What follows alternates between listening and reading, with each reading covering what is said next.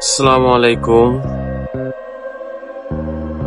সন্ধ্যার পরে আমরা সবাই বের হয়ে পড়লাম। আমাদের আজকের গন্তব্য কচুক্ষেত মাছ বাজার।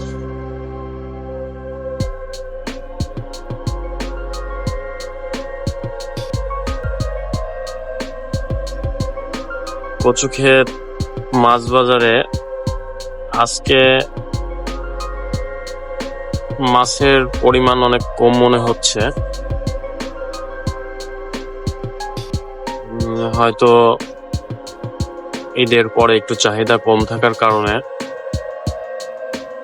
এরকমটা হতে পারে, বাট অন্যান্য নর্মাল দিনে অনেক ধরনের মাছ এই বাজারে পাওয়া যায়।